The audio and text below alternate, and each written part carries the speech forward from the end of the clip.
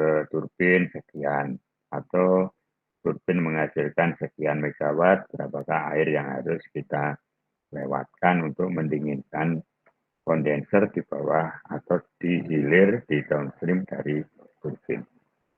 Nah, kadang-kadang pendingin proses itu juga memakai udara. Di beberapa pabrik yang pernah saya kunjungi, aliran proses yang panas didinginkan dengan hembusan udara. Sepeda motor saudara kebanyakan menggunakan pendingin udara. Tetapi sepeda motor yang cc besar itu menggunakan pendingin air juga. Air yang sudah mendinginkan didinginkan oleh udara. Jadi bertingkat ya. Mobil saya, mobil kebanyakan kecuali VW. VW pendinginnya adalah udara, tapi kalau mobil saya, mobil banyak orang, pendingin mesinnya adalah air. Kemudian air itu didinginkan di apa yang disebut radiator. Ya, radiator tempat mendinginkan air pendingin yang sudah hangat kembali menjadi dingin, begitu seterusnya. Sehingga kadang-kadang kita saya mengalami, kalau mobil saya kena macet, itu indikator temperatur mesin naik. Karena apa? Karena radiatornya hanya bertumbuh pada kipas angin pendingin yang dipasang, kipas angin penggerak udara yang dipasang di depan. Nah, kalau sedang melaju, indikator temperatur turun temperaturnya karena ada panas konveksi. Ya, yang melalui radiator tadi. Nah, di pabrik pendingin itu, air pendingin bisa didinginkan dengan radiator, bisa tidak didinginkan tapi dibuang, artinya didinginkan oleh lingkungan, bisa juga didinginkan dengan menara pendingin. Ya, nah yang digambar di sini ini adalah air pendingin yang tidak didinginkan lagi, tapi dibuang saja ke lingkungan. Contohnya dari air sungai dibuang ke sungai kembali dengan jarak tertentu. Dari air laut diambil, dipakai untuk mendinginkan, habis itu dibuang lagi ke laut dengan jarak tertentu dari masukan. Nah, peristiwa semacam ini diberi nama pendinginan sekali lewat atau one through. One through artinya juga sekali lewat ya. One through. Kalian nanti kalau kerja praktek bisa menanyakan, ini sistem one through atau sistem satu lagi apa? Kita lanjut ke halaman berikutnya. Ada nggak halaman berikutnya yang bukan one through, yang recycle? Mestinya ada, tetapi kemana saya nggak hafal ini tempatnya. Siapa yang sudah bisa buka buku saya, menunjukkan saya halaman berapa, ada yang pakai sirkulasi, sistem tertutup, bukan one through, closed system, recycle system, recycling system. Apakah ada yang bisa? Nah, ada halaman berikutnya saja ya. Nah, halaman sistem daur ulang, ya nggak tahu namanya benar apa enggak. Ini sistem pendingin dengan sirkulasi. Pada contoh ini yang didinginkan adalah aliran proses. Pada contoh soal-soal sebelumnya, yang didinginkan ini adalah kondensor di bawah sesudah steam turbin ya. Saya gambar di sini. Misalnya kondensor di hilir turbin. Ya, tambahkan di sini supaya kalian ingat. Ya, boleh kalian mencatat, mengurat-urat gitu ya. Nah, saya ingin sekali kalian mencatat, mengurat-urat. Dan soal ini soal mengenai kondensor ini sudah sering kita bahas ya, enggak. Semula ingin saya sampaikan juga pembahasannya, tapi nggak usah lah. Pokoknya sudah tahulah ini apa. Ya. Nah, contoh ya. Ini contoh. Ya. Menara pendingin menjadi bagian penting. Pompa untuk sirkulasi menjadi bagian penting. Salah satu pasal di dalam bab ini adalah sistem aliran fluida. Sistem aliran fluida tidak ada hubungannya dengan air pendingin atau air hangat, tetapi hanya berhubungan dengan aliran fluida. Aliran lewat pipa. Aliran dipompa lalu lewat pipa. Ya, itu ada satu pasal di bagian akhir. Bagian yang paling sulit, mudah-mudahan tidak terlalu membuat kalian kesulitan, adalah menara pendingin. Menara pendingin adalah bagian untuk mendinginkan kembali air pendingin yang sudah hangat. Nah, di sana ada terminologi, ada definisi yang harus kamu pahami. Sepele, kan?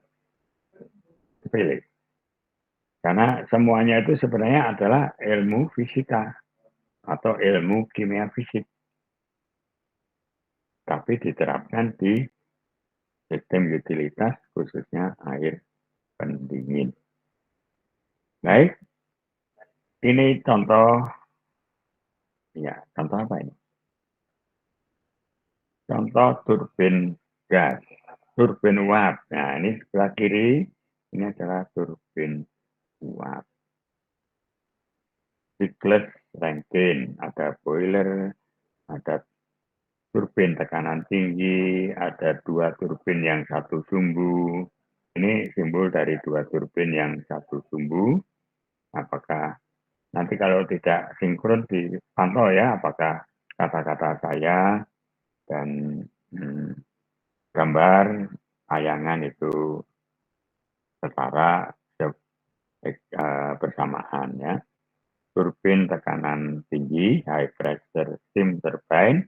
Yang berikutnya ini adalah tentu saja medium atau low pressure steam turbine. Nah, yang atas ini disebut back pressure turbine, yang bawah ini disebut condensing turbine. Saya catat saja supaya nanti kalau ada ujian sederhana kalian bisa menjawab rangkaian demi rangkaian keilmuan atau dasar-dasar yang sudah kita dapatkan. High pressure steam turbine.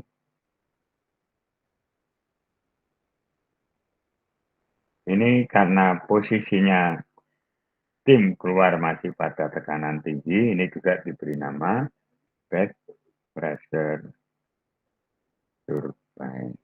Nah, itu ya. High pressure steam turbine dan juga kelompok back pressure. Berikutnya ini saya bawa ke bawahnya. Ini tentu saja low pressure, LP, steam, LPO, salah, LP low pressure steam.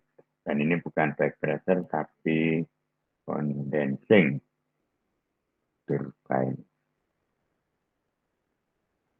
Turbin yang keluarannya langsung masuk kondensor. Terkondensasi. Nah, di sini ada kondensornya.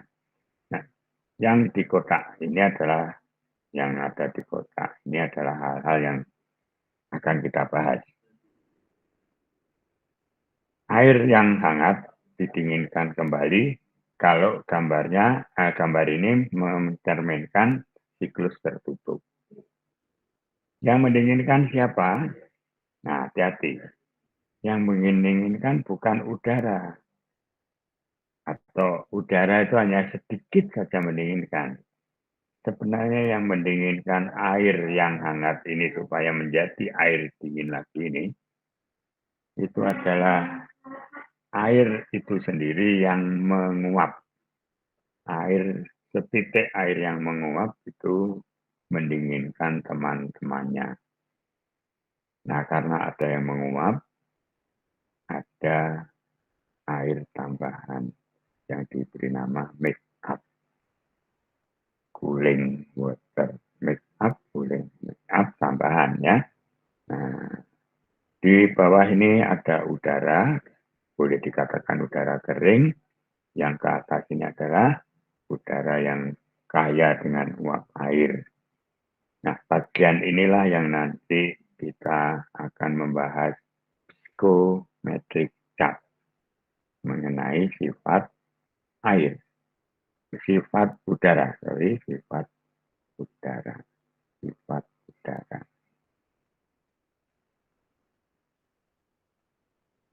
Nah, itu psychometric chart.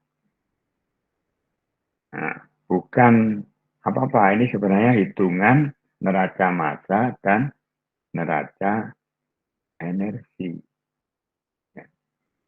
Hitungan neraca massa dan energi. Tapi karena banyak yang pakai, hitungan itu kemudian digambar. Hasil hitungannya digambar sehingga kita tidak perlu menghitung. Nah, sampai di sini dulu kita sudah sampai pada pasal 10.2. Kita akhiri pasal 10.2 dengan berbagai informasi. Pasal 10.3 silakan baca sendiri dan nanti akan saya beri kuis menjelang akhir kuliah. Apa pasal 10.3? Menara pendingin, cooling tower. Pasal 10.3 ya. Ada komponennya apa saja, ada gambarnya, dan berakhir pada contoh gambar yang skematik yang bisa menjelaskan sebenarnya fungsinya seperti apa. Saya berhenti dulu, kalian membaca pasal 10.3. Siapkan kertas, satu lembar, mungkin malah satu halaman A4. Nanti saya beri kuis yang diisikan di satu halaman itu saja. Terus diunggah. Tiara apakah hadir di sini? Tolong kalau hadir disiapkan. Bu Elma, tolong disiapkan. Kelas RA diunggah kemana, RB kemana, dan RC mengunggah jawaban kuis yang hanya satu halaman saja itu kemana.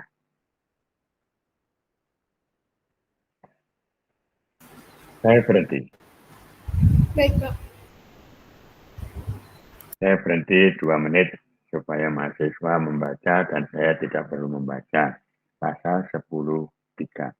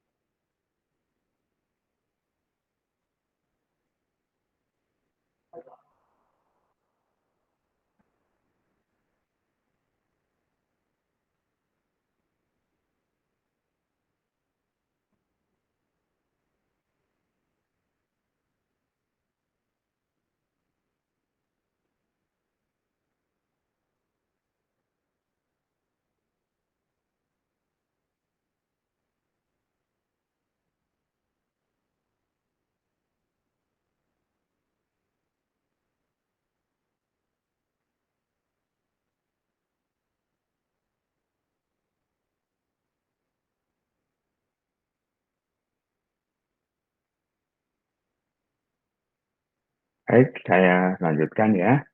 Saya menuliskan, mudah-mudahan apa yang saya tulis ini sudah tercerminkan, tersirat dalam tulisan-tulisan di atasnya ini ya. Tadi saya minta saudara baca ini.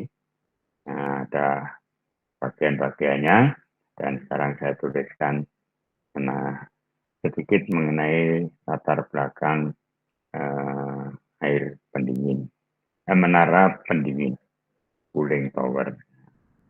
Prinsipnya adalah pendinginan secara adiabatik. Apa itu adiabatik? Adiabatik tidak ada panas yang masuk, tidak ada panas yang keluar. Yang terjadi adalah menguap. Karena menguap memerlukan panas, temperatur menjadi berkurang. Nah, sebelum saya lanjutkan, saya ke halaman berikutnya. Di pasal 10.4 itu banyak definisi. Saya ingin memberi soal pada kalian mengenai adiabatik cooling ini. Sederhana saja. Air pada sejumlah air saya katakan 1 kilogram pada 1 atmosfer semuanya ini ya, 20-30 derajat Celcius mengalami adiabatik cooling. Ya, saya karang 5% biasanya, sebanyak 5%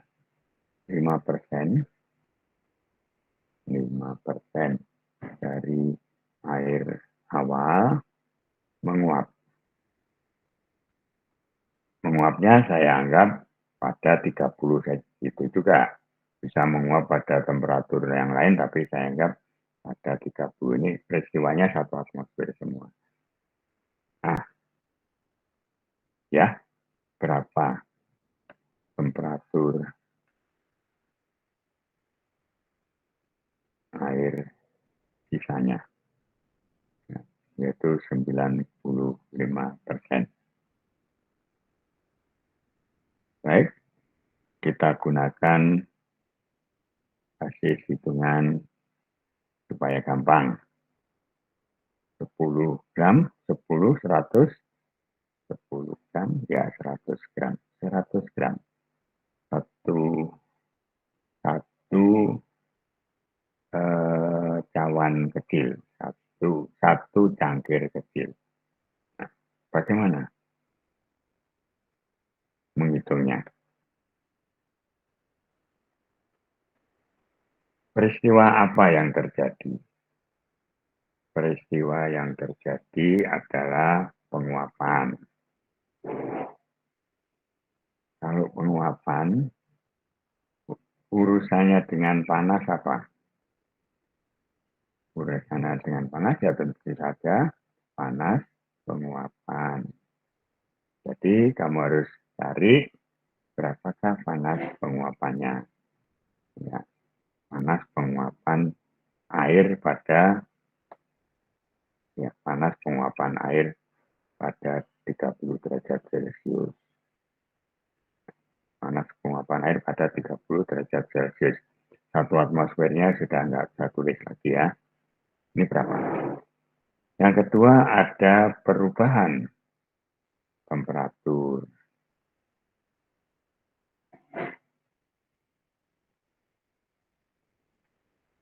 Perubahan temperatur air. Berarti kamu akan bekerja dengan kapasitas panas air. Nah, berapa kapasitas panas air? Ya, gitu. Sudah. Bagaimana cara menyelesaikannya? Apa saja yang kamu pikirkan untuk menyelesaikan ini? Asumsi. Asumsi apa asumsi yang kamu berikan? Setiap kali kita menghadapi sebuah masalah, kita harus punya asumsi. Tapi tentu saja asumsi itu ada batasannya. Sesuai dengan logika teknik kimia. Apa asumsi yang kamu akan gunakan? Sesudah asumsi, tentu kita coba untuk menyelesaikan neraca massa.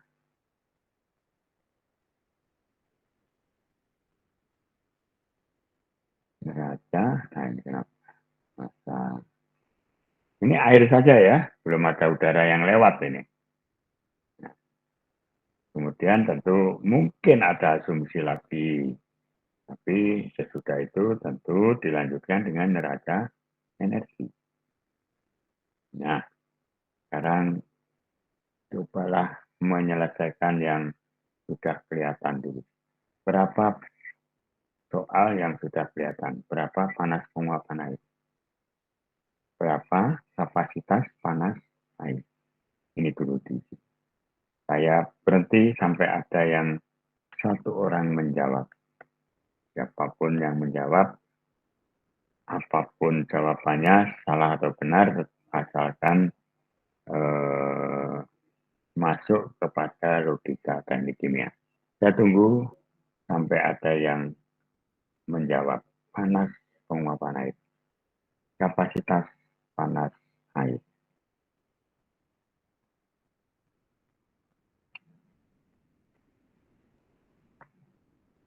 Ya, saya tinggal dulu. Loudspeaker saya keraskan supaya kalau ada yang menjawab, terdengar dimanapun saya berada.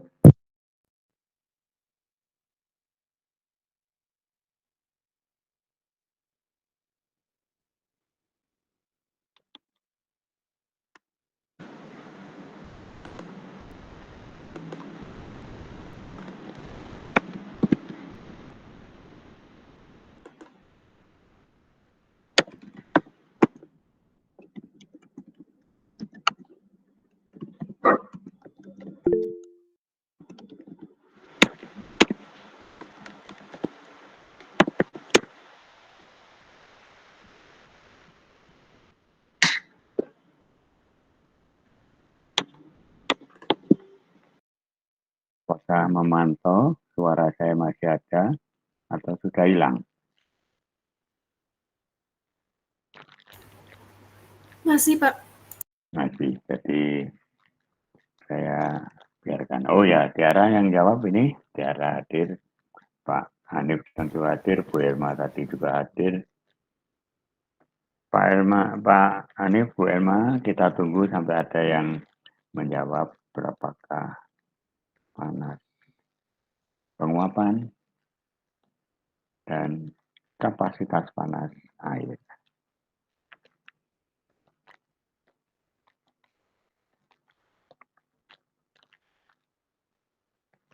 Soal nomor 1. Kita beri nama soalnya.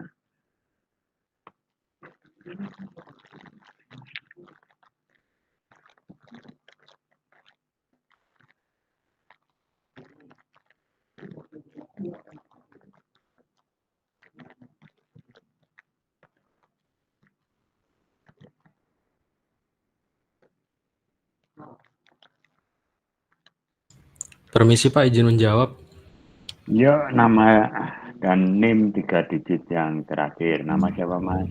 Agriyadi, NIM-nya 070. 070. Makasih, Andriati.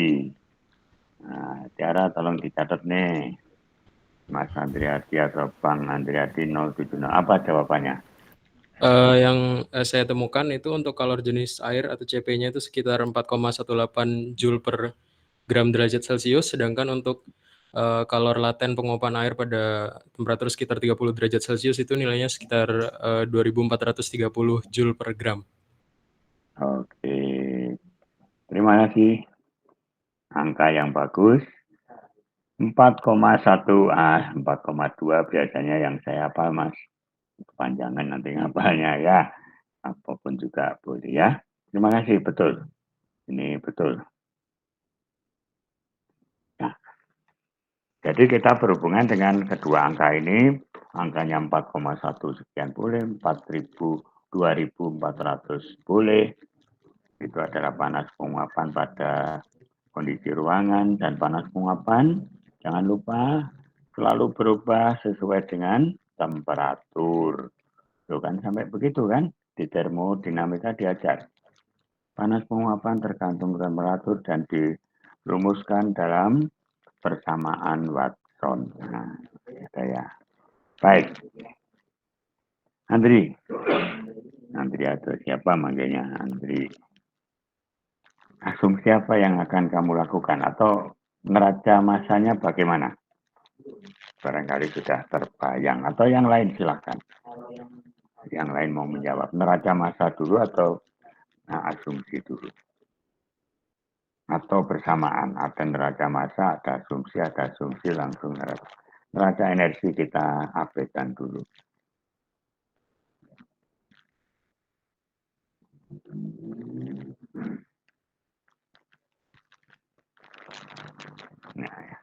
Nah, kalian sudah berada pada nggak tahu tingkat 3 atau tingkat 4, harus bisa mengotak-atik ilmu dasar dan menyatukan menjadi suatu hasil terintegrasi. Ngotak-atik dulu ini, neraca masanya apa nih? Terus apa ini asumsinya? Izin menjawab ya, Prof. Kalau Andri lagi nih. Iya, Prof. Andri, oke. Yuk. Kalau menurut saya yang pertama itu saya bakal mencari dulu terkait ini ki penguapan dari air, yang mana ki penguapan air itu dapat dicari berdasarkan laju airnya dikalikan dengan kalor laten dari penguapan air. Lajunya kan tadi diketahui bahwa basisnya sekitar 100 gram, sedangkan jumlah air yang menguap sebanyak 5%, jadi lajunya sekitar 5 gram. Di M1 sama dengan M1 sama dengan 100 gram. Lalu apalagi? Apa? M2 itu air sisa atau air yang menguap? Air yang menguap, Prof. M2 5 gram, betul. Lalu M3 itu yang tertinggal, begitu ya, 95 gram. Nah, ada lagi yang ingin kamu sampaikan, ini asumsi atau malah sudah mulai berhitung? Ini seharusnya pakai subscribe ya, begitu biar rapi, tapi mungkin saya males. Nah, pakai subscribe, bagus ya sekarang. Neraca ini sudah neraca masa, ini neraca masa. Neraca masa. Lalu kamu tadi bilang ada Q. Apa Q itu? Saya harus menghitung Q, Pak. Nah, apa itu? Nah, gimana ini? Ini neraca masa ini. Q-nya bagaimana? Q-nya itu untuk yang pertama Q penguapan, yang mana diperoleh dari nilai M air yang menguap dikalikan dengan kalor laten, Bro. Q sama dengan 5 kali kalor laten. Saya masukkan angka yang benar tadi. Begitu? Satuannya menjadi Joule. Benar ya? Satuannya menjadi Joule. Ini penguapan. Nah, apalagi?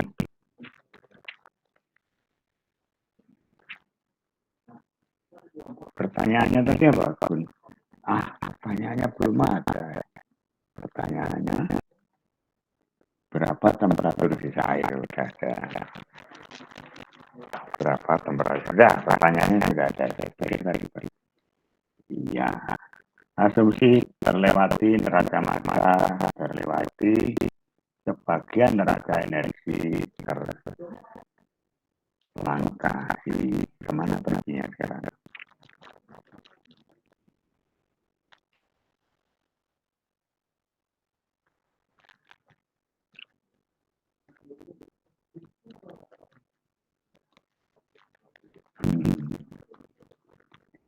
Andre, makasih. Yang lain, ayo. Sekarang Andre itu kalau punya jawaban kirim ke WA saya aja biar tahu lah. Nanti saya salinkan. Yang lain harus ikut berpikir, ikut membuka motivasi, membuka kreasi. Racamatanya adalah M1 sama dengan M2 ditambah dengan M3. Saya hemat, ini menghemat Bapak.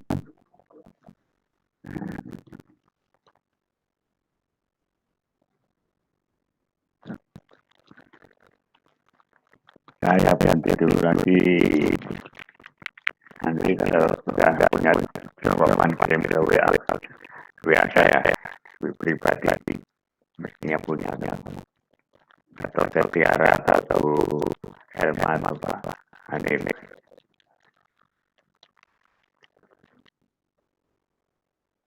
Tiap kulit, asumsi ada kulit di lingkungan. Apa ini kan harus tulis di lingkungan. Dia praktik di lingkungan.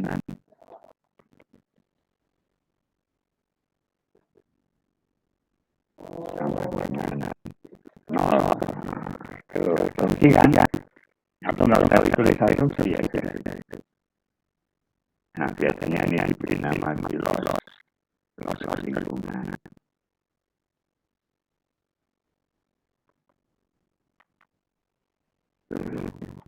Langsung satu cuma menunjukkan saya tadi yang tiap itu dua-duanya.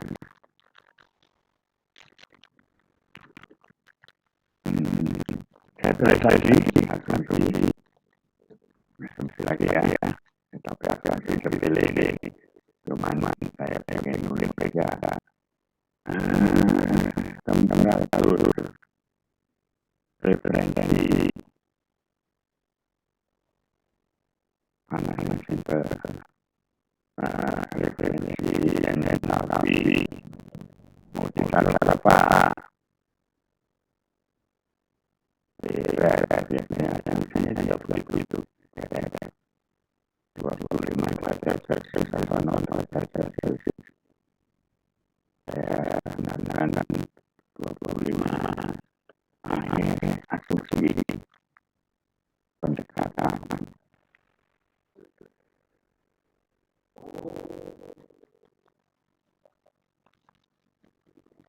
Nah, mudah-mudahan dengan asumsi yang biasa dari sini kalian yang terdetek di hitungan berikutnya ini apa?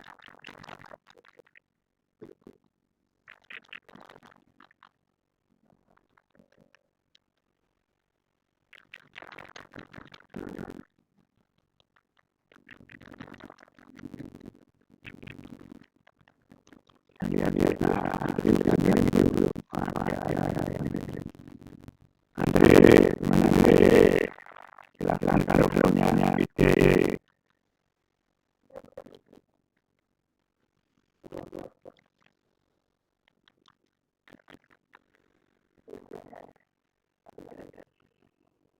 Ada. Baik. Saya tulis ya. Enthalpi air awal. Berapa? Nulisnya mana enthalpi ya. Enthalpi. Awal.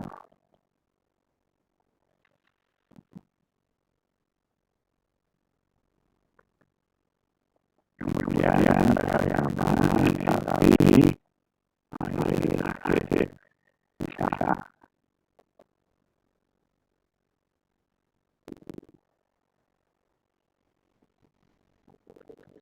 Ya, para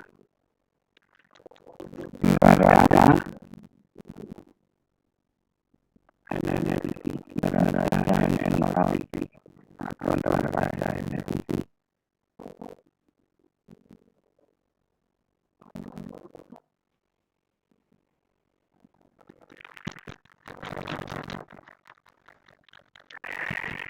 Ayo.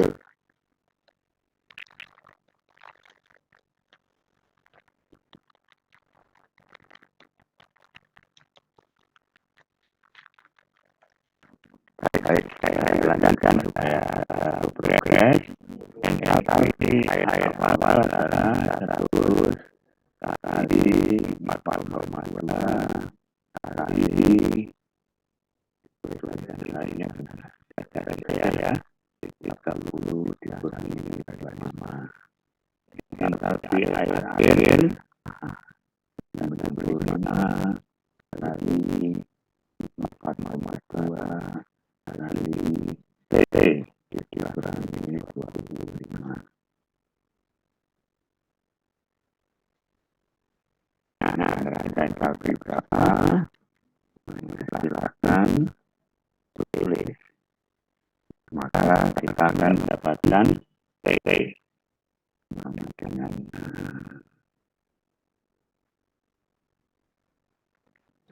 ini adalah temperatur air yang tersisa.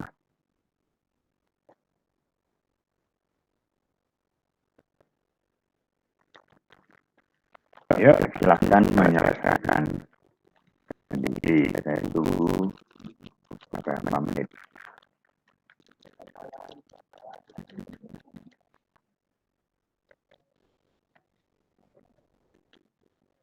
Oh, masih ada lagi. Ada yang kurang barangkali. Entalpi uap. Dan uapnya juga punya entalpi.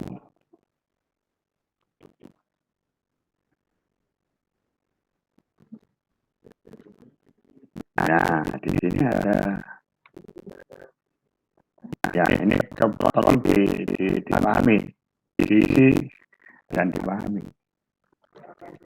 Di situ nanti kamu bisa melihat menara pendingin.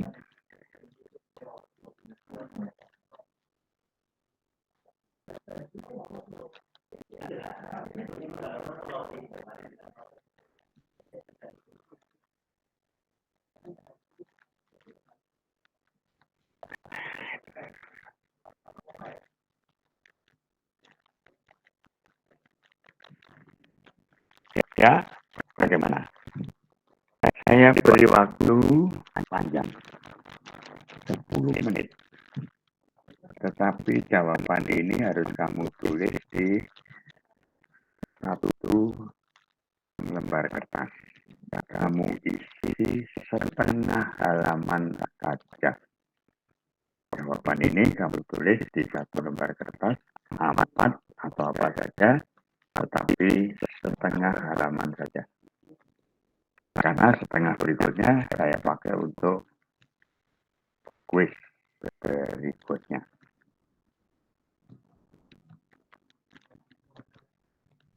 Inilah adiabatik cooling. Tidak ada panas yang lolos ke lingkungan. Entalpi air ditambah entalpi air awal sama dengan entalpi air sisa ditambah entalpi uap sama itu. Nah, disitulah temperatur air sisa akan terhitung. Baik, saya berhenti 10 menit dari jam 16 lewat 10 lewat 7. Saya akan kembali jam 16 lewat 17 dan saya lanjutkan dengan materi berikutnya. Saya tutup dulu ya, Pak Hanif atau Elma atau Tiara, kalau mau mematikan rekaman bisa dimatikan 10 menit lumayan.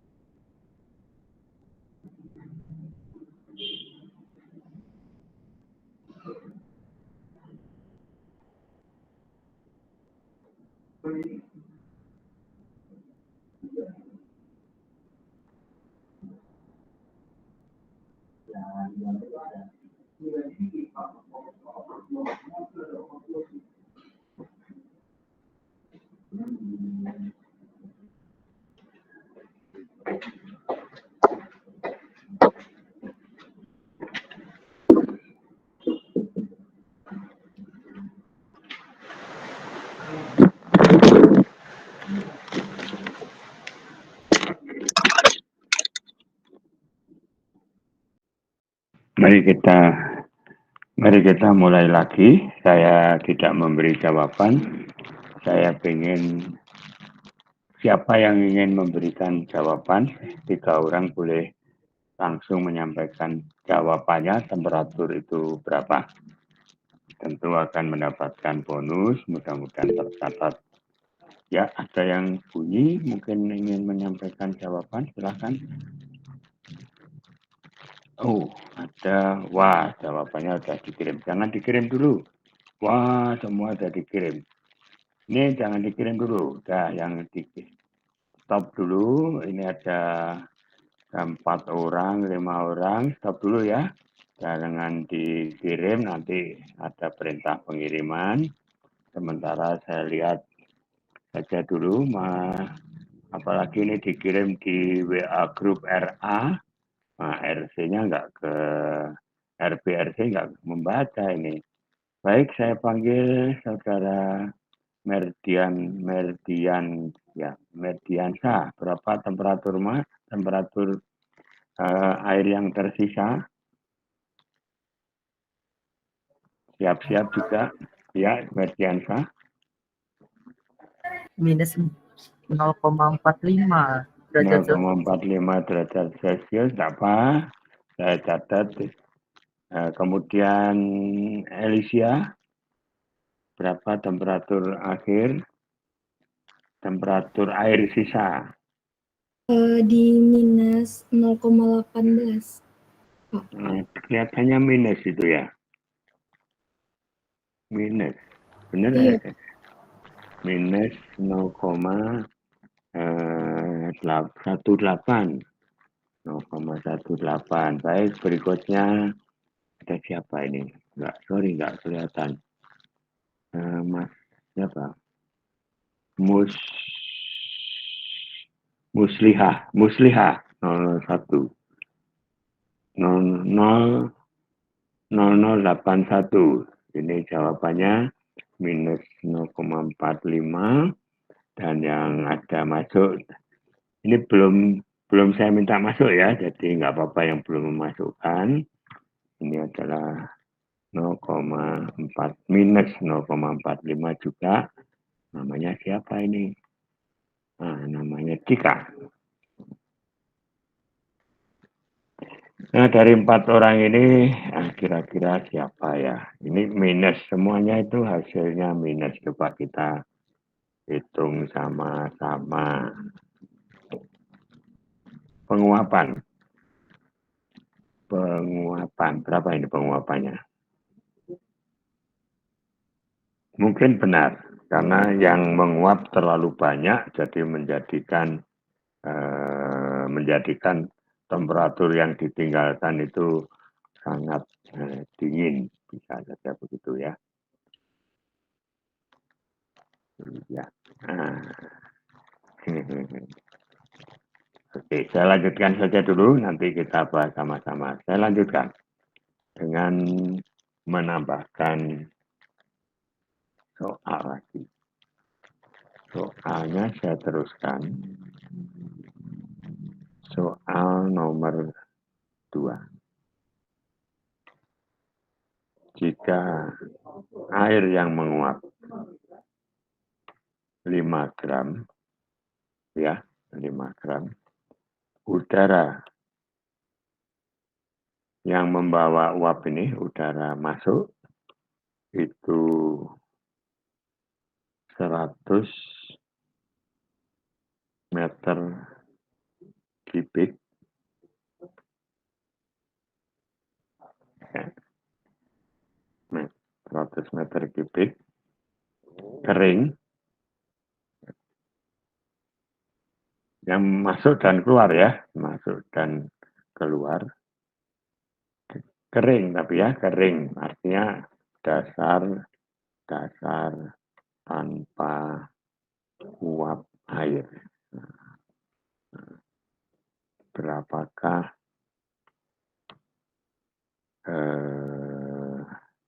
konsentrasi uap air pada saat keluar? Tentu saja uap tadi kan harus ada yang membawa keluar. Nah, sekarang kita tidak berurusan dengan neraca energi, cukup neraca massa dulu. Air yang masuk itu 100 meter kubik dan atas dasar tanpa uap air, berapakah konsentrasi uap air pada saat udara keluar. Penjelasannya begini. Udara masuk yang disebut dengan tanpa uap air tadi, itu sebenarnya ada uap airnya, tapi ini dasar hitungan saja, 100 meter kubik. Udara keluar juga sama. Udara keluar juga sama. Kalau ngitungnya sama-sama tanpa uap air. Ya. Tapi yang keluar ini ada uap airnya.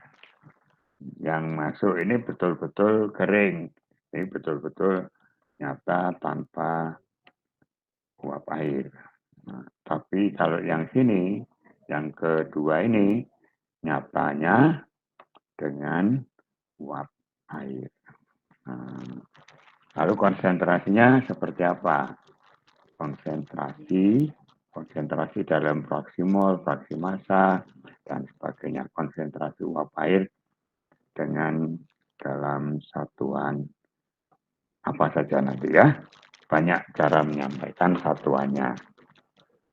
Saya lanjutkan saja dulu ini. Saya beri asumsi densitas udara. Nah, densitas udara ngitungnya gimana? Tolong dihitungkan. Di buku ada, tetapi supaya kalian kembali mengenal, densitas udara itu sama dengan N kali BM dibagi V. Nah, jadi gas ideal saja. Gas ideal gimana? P kali V sama dengan N kali R kali T. Nah, ini gas ideal ya. Dari persamaan gas ideal dan densitas itu apa? Nah, densitas itu adalah N, densitas itu sama dengan N kali BM, berat molekul ya, harus apa simbolnya? N kali M ya, dibagi dengan V. Nah, berarti kalau begitu persamaan gas idealnya gimana? N-nya pergi ke sana, jadi ini P, P-nya di situ ya, P, kemudian N-nya, R-nya dipindah ke sana, R kali T, nah dikalikan dengan M. Ya, itu densitas. Nah, sekarang kita hitung densitas ini, berapa ini? Supaya kalian ingat. Berat molekul udara 29,92. Tolong dihitung. 28,82 atau nanti gitu. Nah, kemudian P-nya 1 atmosfer 100 kilo Pascal, 100 Pascal ya, Pascal ya satuannya ini. Nah, begitu dibagi dengan R, R-nya itu 8,314. Kalikan lagi dengan T-nya. T-nya itu adalah udara biasa ya. 273 ditambah 27 misalnya, 27 Celcius. Nah, semuanya dalam Kelvin. Nah, ya. Ini. Berat molekul udara berapa? Tolong dihitungkan. Berat molekul udara seingat saya 29,92, tapi dengan gampang kita bisa hitung. Nah, 21% kali 32 ditambah 79% kali 28 sama iya 28,84 sorry 28,84.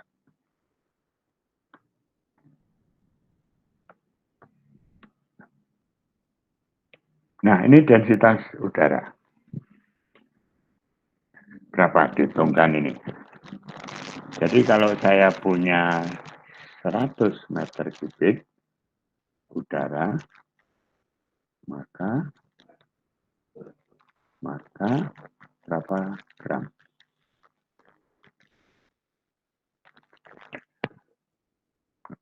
Di dalam 100 ini berapa gram yang tanpa air, ya, tanpa air, atau sama dengan udara masuk nyata tanpa air. Ya, silakan menghitung ini berapa ini.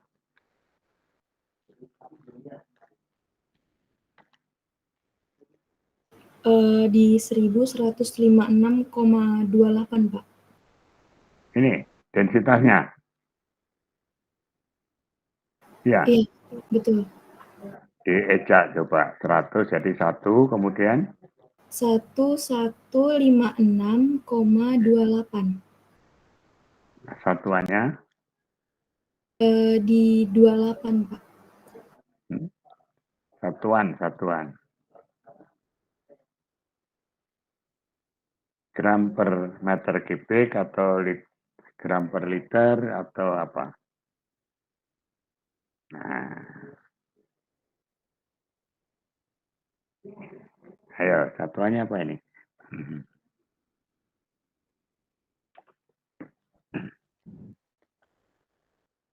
Ya, biar membiasakan. Sorry, silakan. Kalau dijadiin gram itu jadinya gram per meter kubik. Gram per meter kubik. Hitungannya betul ya, numeriknya. Betul, ini betul. Atau kira-kira 1,1 kilogram per meter kubik itu kamu boleh ingat nanti kalau ada di lain kesempatan ada hitungan semacam ini, kira-kira pada kondisi udara biasa itu densitas udara 1 kilogram per meter kubik, 1,1. Baik, kalau begitu 100 meter kubik berapa ini? Tentu saja menjadi 115,6 gitu ya, kilogram tanpa air. Kan? Pertanyaannya apa sih? Berapakah konsentrasi uap air pada udara keluar?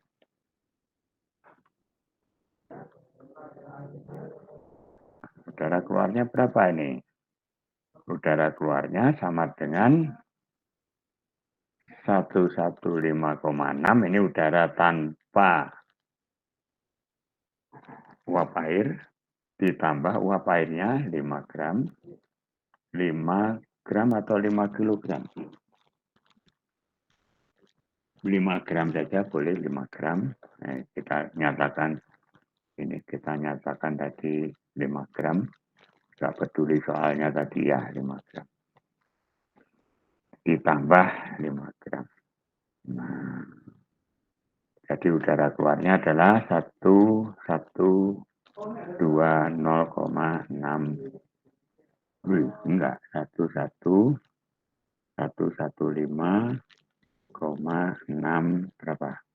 0,5 kilogram. Udara keluar ya. Nah, dari sini konsentrasi uap air di udara. Cara menyatakannya ada dua. Nah, ada simbol begini. Berapa ini? Ada simbol begini. Itu 5 dibagi 115, bukan. 115,6 kali 1000. Berapa ini? Ini. Nah, itu. Ini gram per gram. Tapi bisa juga ditulis yang biasanya kita sebut fraksi massa. Nah, fraksi massa gimana? 5 dibagi 1,156,05. Ini fraksi massa. Kalau yang atas ini gram uap air per gram udara tanpa uap air. Ya, itu yang simbol Y ini. Nah, ini perlu saya terangkan karena biasanya kita menggunakan cara yang kedua, X atau fraksi massa. Ya, fraksi massa itu apa? Fraksi massa ya saya salin saja ini ya. Fraksi massa adalah gram uap air per gram udara dan air dan uap air. Ya, beda ya.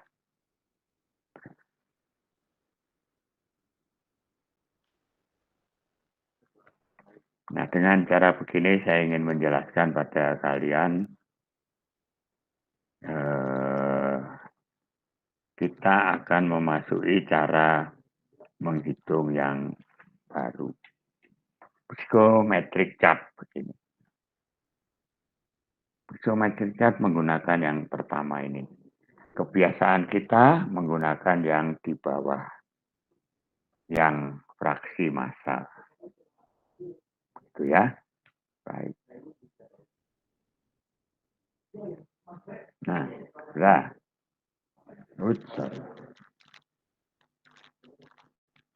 Saya beri soal satu lagi. Soal 3. Berapakah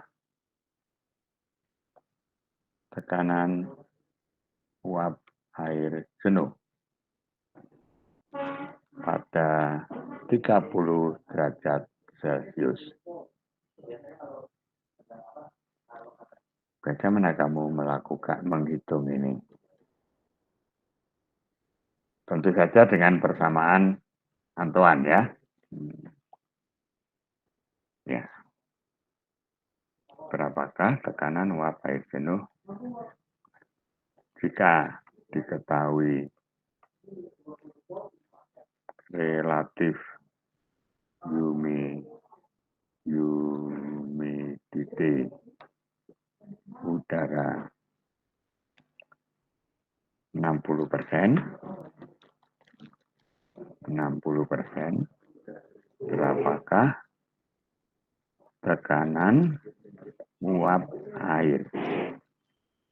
Tekanan ini ada tambahan tekanan parsial uap air di udara. Ya, ada dua istilah ini. Ini tekanan uap air jenuh, tekanan jenuh atau ya tekanan jenuh, tekanan uap air jenuh. Ya. Soal A itu harus dilengkapi, harus disertai dengan pengetahuan kita tentang steam table. Silakan mencari di steam table atau di internet berapakah tekanan uap air jenuh pada 30 derajat Celcius atau berapa saja. Silahkan mencari berapa ini jawabannya. Nah, simbolnya adalah P. Kalau ingat, nah begitu. Ingat termo multikomponen P1. Itu simbolnya. Kebetulan saya sedang ajar tekanan uap air jenuh. Nah, silakan untuk mencari. Pasti ada di internet. Atau cari steam table. Atau pakai Spirax-Sarco ya, kalkulator. Jika diketahui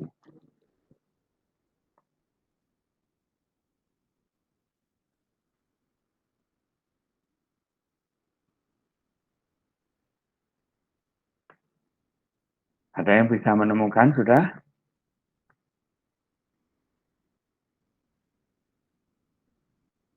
4,24 kPa. 4,42 kilopascal. Iya. Ya, saya anggap betul. 0,24. Siapa? 4,24. Sorry. Siapa ini? Suaranya kok kenal nih kayaknya. Merdi ya? Saya, Pak. Iya. Nah, sekarang ini. Berapa untuk yang B? Yang B. Nah, kita harus tahu apa itu RH. RH itu adalah P yang bersangkutan dibagi dengan P1 rated P sub tadi. Simbolnya apa saja P sub. Nah, berarti apa ini? 60% itu sama dengan tekanan parsial dibagi dengan 4,24. Artinya tekanan parsialnya sama dengan dikalikan. Tekanan parsial 60% dari 4,24.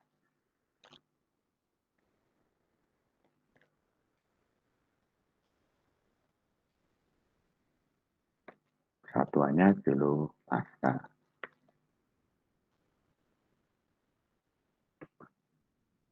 Ya, silakan kalau ada yang sudah bisa menghitungkan saya, apa ini artinya.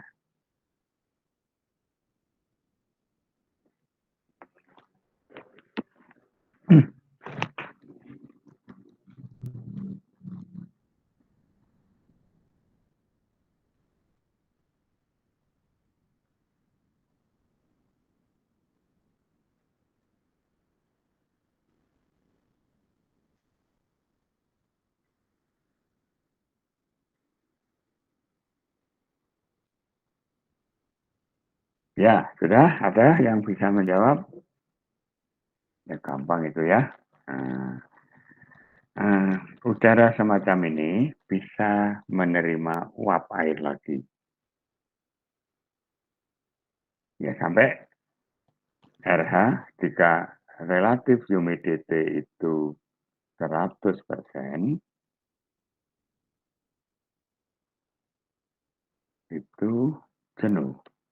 Uap air di udara jenuh.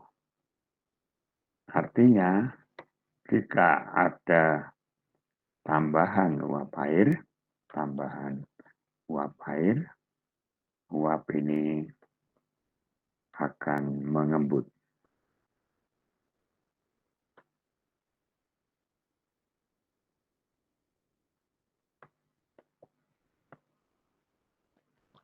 Ya, sekarang lihat cuaca. Lihat cuaca di tempat masing-masing.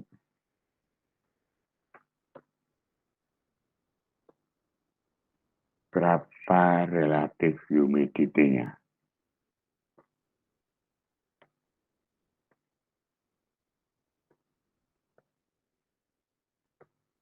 Tempat kalian masing-masing, semuanya punya HP. Lihat HP.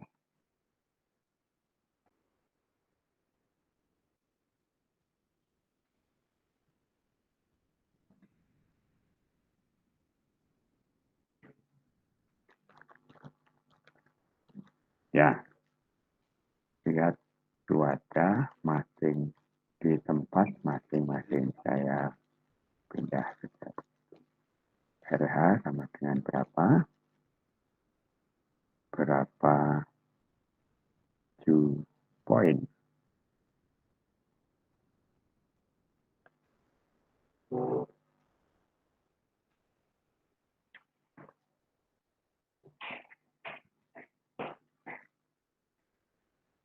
Ada? Ketemu? Ketemu nggak? Berapa tekanan udara di tempat masing-masing? Ya, ini ada hubungannya dengan cooling tower ini. kilopascal barangkali. Atmosfer barangkali.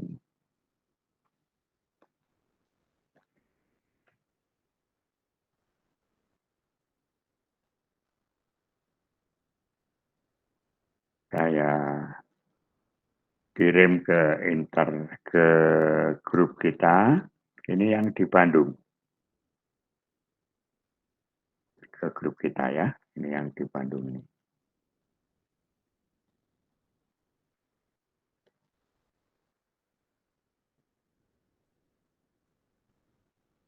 Nah, tolong diedarkan ke kelas lain.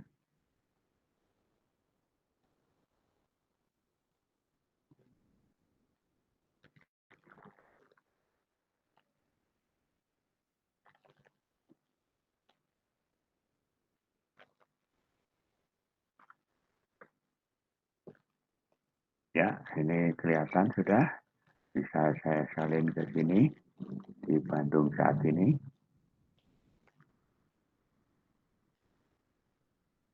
Ya. Apa yang ada di sini? Relative humidity itu dalam persen, 82%, artinya hampir jenuh. Hampir mengembun. Kalau hujan ini mendekati 100. Kalau hujan, relative humidity 98, ya tentu saja tidak 100 ya. Kemudian tekanan udara hampir 1 atmosfer, oh enggak, 1 atmosfer 1, ya 1 atmosfer. 1 atmosfer, ini 1 atmosfer, milibar ya. Satuannya milibar. Dew point apa dew point? Kalau saya nangkep udara di ruangan saya ini, saya dinginkan sampai 22 derajat, akan ada tetes embun. Ini arti dari dew point.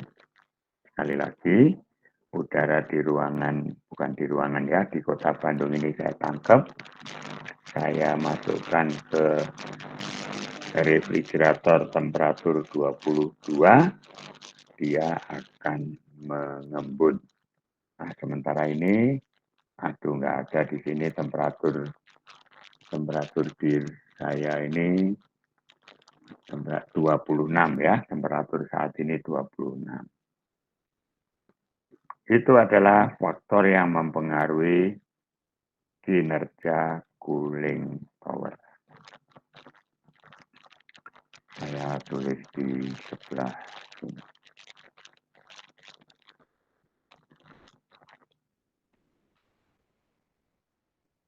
RH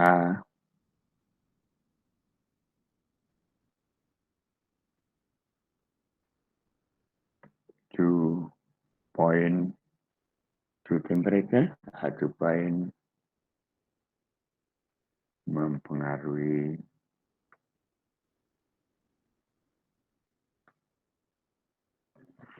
kinerja menara pendingin. Udara tadi sudah saya tulis dialirkan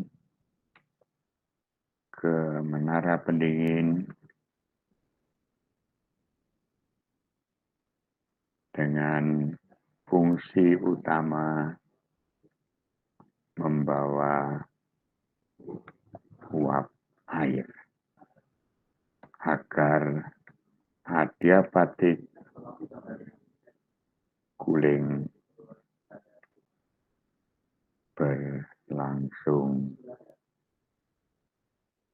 baik. Ya. Kalau RH-nya 100%, udara nggak bisa bawa uap air. Cooling tower tidak berfungsi. Gitu ya. Kalau RH-nya 82%, aduh, udah hampir jenuh ini sekarang. Udara dilewatkan cooling tower, ya kurang efektif. Tidak bisa mendinginkan temperatur air yang hangat, semula hangat. Baik, hitungan tadi mengawali hitungan-hitungan yang ada di buku saya, contoh 10.1. Hitungan saya sederhanakan, hitungan tadi mengawali hitungan ini. Ya, ada di layar muncul contoh 10.1. Terus ada macam-macam sini ya. Nah, definisi tadi ada di atasnya ini.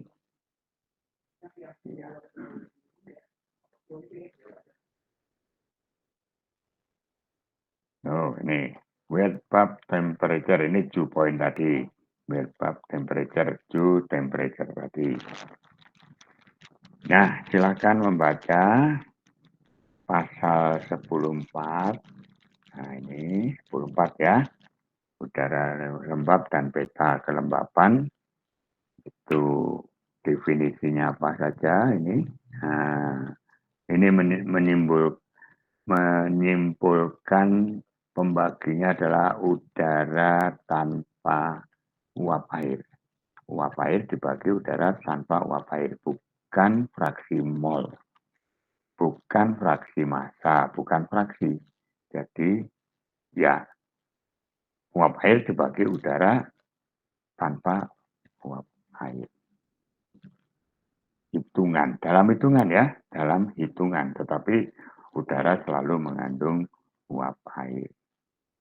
Nah, ini simbol tadi, P sub tadi saya pakai di sini P saja, sedangkan P parsial pakai subskrip H2O. Berat molekul, ini berat molekul dari udara 28,84, berarti kita hitung sendiri. Begitu seterusnya, silakan mempelajari apa ini terminologi satuan, ya, terminologi satuan, cara hitungan sedikit, ya, sampai ke sini, terus sampai sini saja dahulu, sampai soal 10.1. Silahkan membaca. Kalau ada yang kurang jelas, silahkan bertanya. Mungkin ada salah tulis sehingga kurang jelas. Sampai contoh soal 10.1 ya.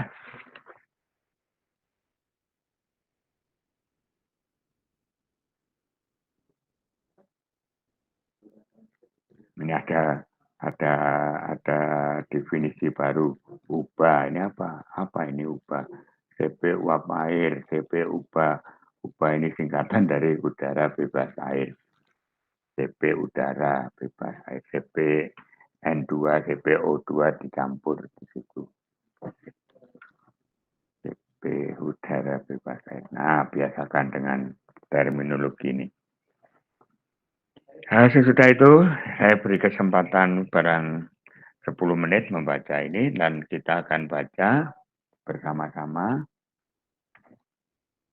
ini kurva ini. Kurva yang mewakili semua angka, semua hitungan di 10.1. Semua angka, semua hitungan-hitungan, nilai-nilai itu diwakilkan ke gambar ini. Mari kita lihat nanti ya. Saya berhenti lagi 10 menit. Jam 16.53 nanti sampai jam 17.03. Bagi yang tadi mengajukan jawaban, mengajukan pertanyaan, mengajukan koreksi, ingat saja mungkin suatu saat diperlukan nilai kalian kurang sedikit menjadi grade yang di atasnya, boleh nanti protes. Pak, saya suka bertanya yang bagus, tolong dong dinaikkan grade-nya, ya boleh nanti kami pikirkan. Baik, saya berhenti sekali lagi sampai jam 17.04 saya kembali, saudara membaca pasal 10.4, contoh soal 10.1, dan Psikometri card, bacanya susah. Psikometri card. Pak Hanif juga sudah mengirim di kelas RA. Apakah sudah dikirim juga di kelas RB?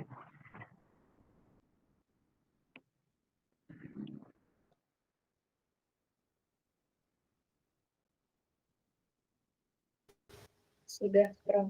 RB dan Ya. RC. Ya, ya kita diam dulu. Rekaman boleh dimatikan jam 17.04 nanti kita mulai lagi. Sementara mahasiswa merenung, membaca-baca, mudah-mudahan pernah diajarkan di tempat lain sehingga lebih cepat. Yang mau sholat silakan meninggalkan kelas dulu. Sholat silakan.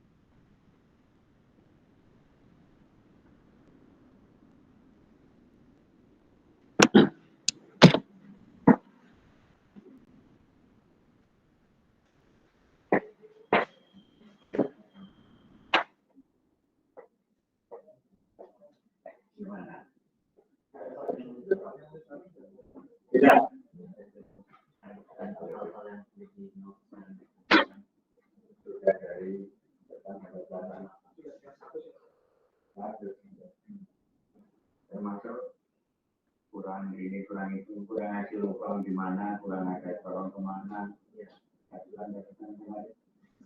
ada email di mana, sudah ditulis di mana. Kemarin kita bahas akan mengoperasikan bagian awal dari PDS ya sampai ke keluaran dari fertilizer. Sampai keluaran fertilizer. Sampai keluaran fertilizer. Itu dulu. Awal itu.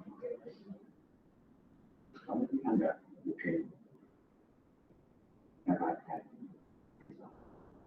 ini masuk 10 ton PDS nanti di Brondoran pertama uang-uangnya terus misalnya adalah PDS yang mengandung sedikit Brondoran di samping cara kecamatan di Brondoran lagi keluarnya sama Brondoran.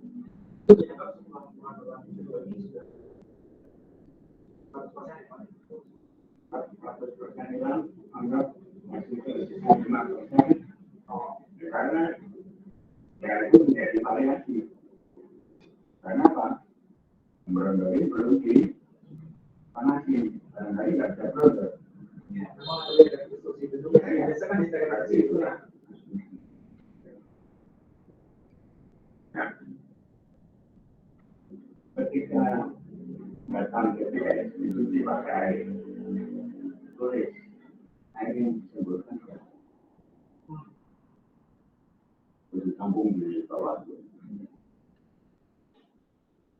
Kandungan di bawah itu asumsikan hasil di TPS itu berapa persen. Sehingga di kolam bawah tanah itu akan tertumpuk pada sekian gram. Berapa kali nyuci atau berapa kali atau berapa kali operasi sampai tumpuan pasir berkurang.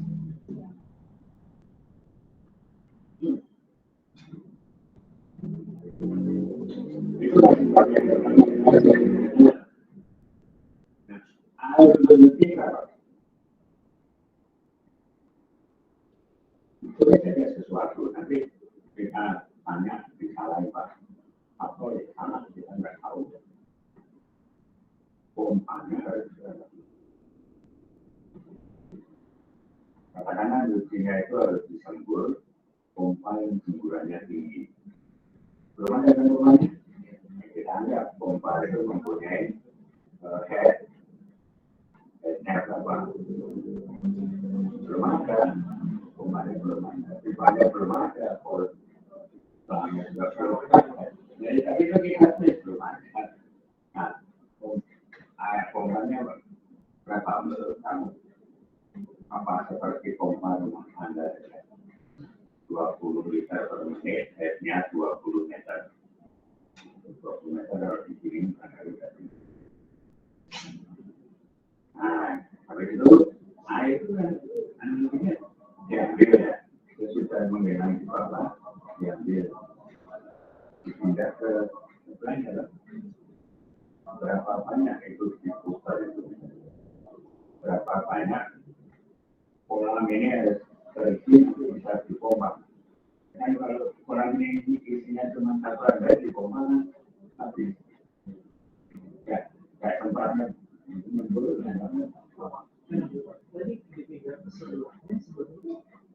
kolam juga air tinggi. Oh, sebenarnya kolam air tinggi. Ada namanya Pak. Jadi di bawah sentrenya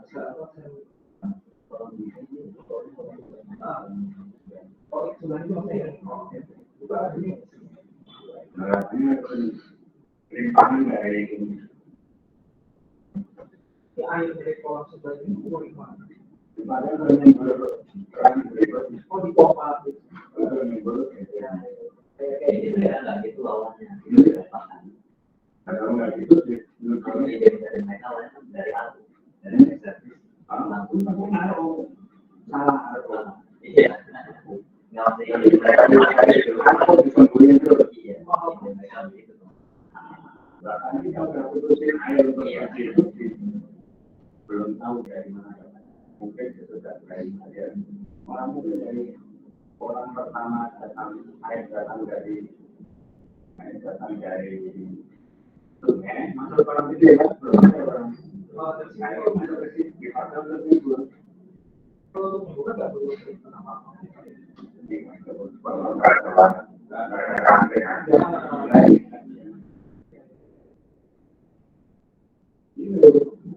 Nah itu nanti berikutnya nanti kita tambah sistem air. Sementara dari mana ya pokoknya air itu ada. Kalau di pompa berembur air kolam yang itu air itu nggak kosong, tapi terus diasumsikan kalau dipakai berulang lama-lama ada perubahan. Dipakai berulang itu berapa hari harus diganti atau berapa hari harus di-make up. Tapi bisa jadi harus diganti. Lama-lama kotor, lumpur banyak. Nah, kalau keluar apa naik lama-lama air kalau diambil dari lapisan atas itu akan makin drop. Iya, nah atasnya tumbas sini, nah namanya dari sini. Kamu itu tarik. Ya, nanti disalahin lah. Kalau nggak itu tidak disalahin. Pak Bulan, Pak Adik, ya, Pak Adik sampainya sekian. Ya, iya. Dalamnya 1,5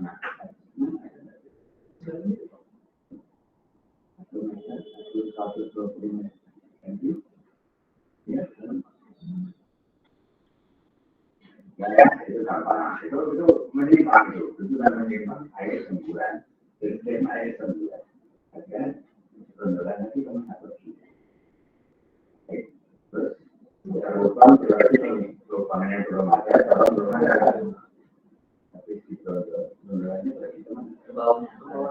Tapi dia belum bisa. Ke kanan nanti ke elevator naik. Terus ke kiri.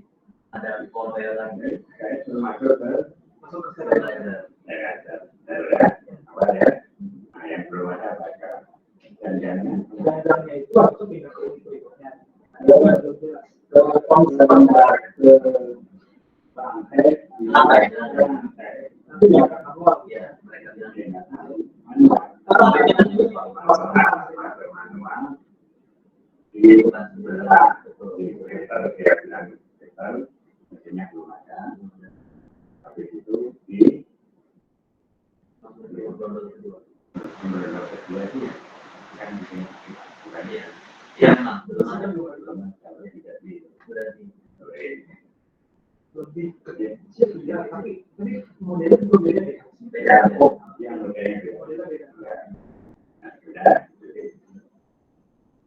Ketika itu saja berapa HP bekerja bersama.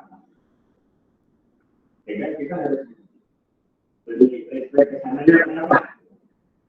Ketika kita kan karena kemarin itu aku sampai kompor itu oke beberapa titik saya ada tapi belum bisa ketemu belum ada satu pun yang terpasang sekarang kita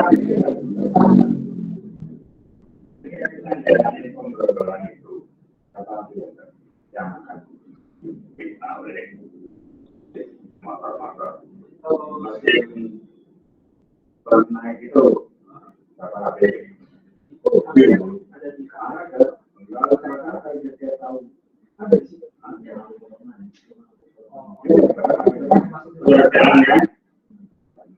ketika itu naik pernah itu dulu kompanya harus jalan berapa belum ada pompa itu belum ada ini kamu ini kita kalau ada terus kamu kata misalnya satu HP untuk mencuci sambil cuci kan ada nggak belum ada tapi sekian HP ya ambil apa kan dinaikin kapnya kan buat itu kan sana kan itu sana ada berapa 5 HP yang paling kanan itu bukan juga naik ke atas bukan untuk membawa jadian ke atas membawa ke atas dari atas oke iya mereka sedang iya oh iya itu oh ya seterusnya kan itu jalan bersama dengan mobil ini kalau apa TPS-nya jalan motor jalan tapi TPS-nya cuma ke pengelola jalannya jadi motor pompa motor ini motor pengelola jalan berapa kali ini pada saat itu yang jalan ini terus pengelola jalan ada pengelolaan nah hasilnya ke atas ini jalan juga ada berapa HP jalan tapi itu nah ini ada motor lagi itu jalan juga bersamaan nah sementara itu ada yang kedua yang jalan ke sini ada gunanya kan keluar di lubang tadi ya sampai ke sana kelihatan mereka akan ngomong ini belum dikasih lubang ini gimana itu BPS bisa atau ke sini bukan tahun lalu ada yang hebat saya yang hebat kamu jangan ngomong tahun lalu saya yang hebat kan mau ditanyakan tapi nggak diperintah saya yang hebat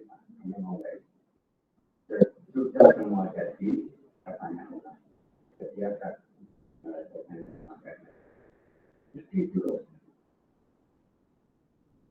Terus memulai dengan hasil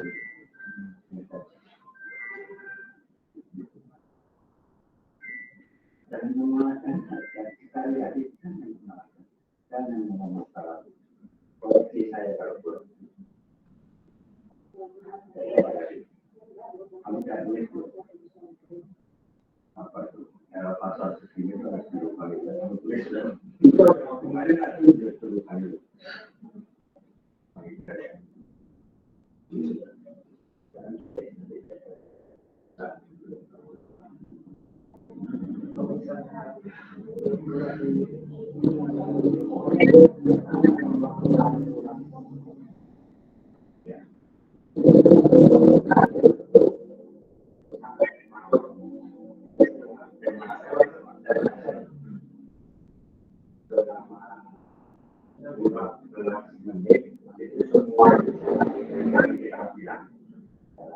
selama 90 menit digeser, sterilizer, motor nggak ada jalan.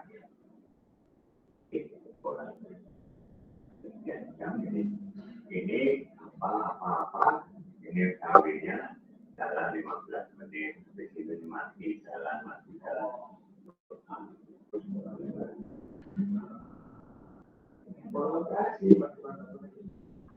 Kolaborasi ya. Titik kuncinya tuh di sterilizernya ya Pak. Iya Pak.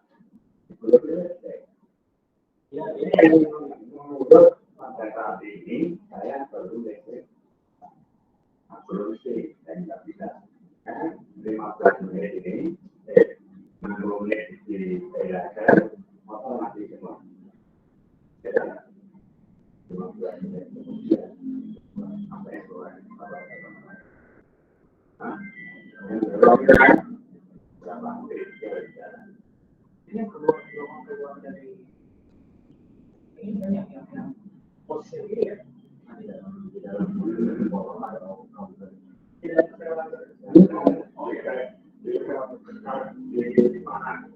harusnya ini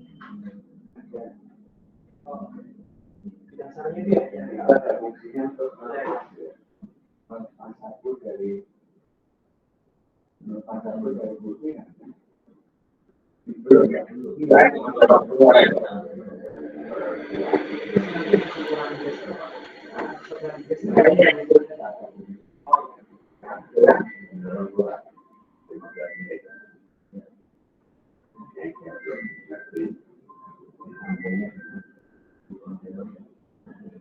konten di dasar itu kan ya sekarang turun semua sambungnya gimana yang ini ada dinding karena ada dinding tapi ada dinding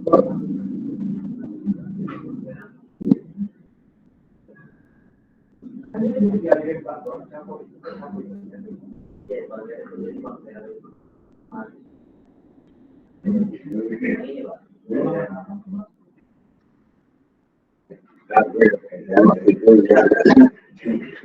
itu yang kita urut.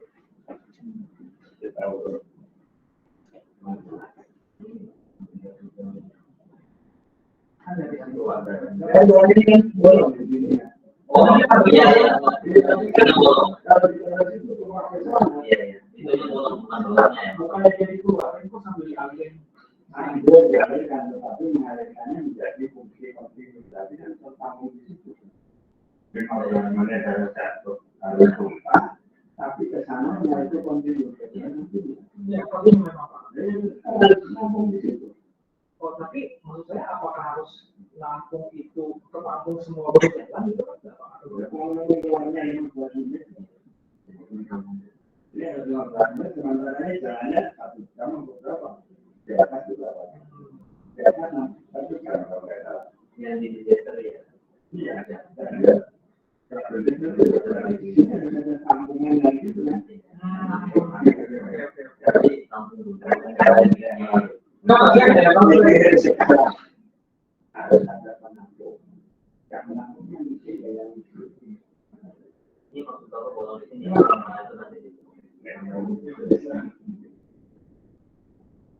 Bisa lain lagi ya, bisa dari pasar pun kalau tapi nggak mungkin. menuju akhir Mei. Kita lain masuk ke ayo.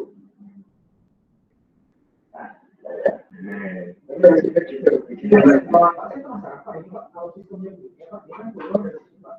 Terus penampungnya ada di sebelah sini. Ini kan belum dari sini. Ini kan belum. Kan maksud saya, dia nanti kalau keluar dari sini berarti akan mengguling gitu. Oh, Dan itu berlama-lama di sini sampai dari pelan-pelan untuk menuju Newcastle. Oke.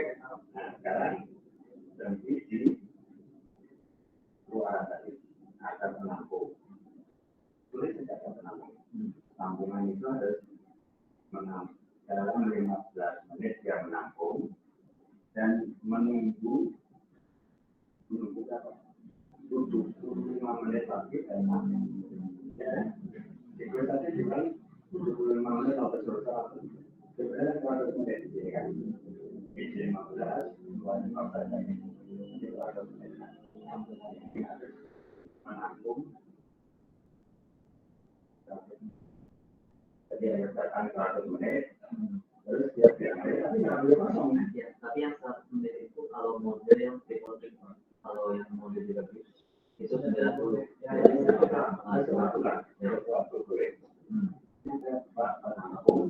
Yang masih belum berbelanja data kapasitasnya untuk bisa menampung yaitu dalam 15 menit, tapi dia terpakai selama 30 menit. Dan 90 menit itu secara kontinu dia ke ujung atas, jadi sampai bisa ujung atas dapat digeser. Masa yang saya buat sampai situ dulu. Ini enggak, itu ada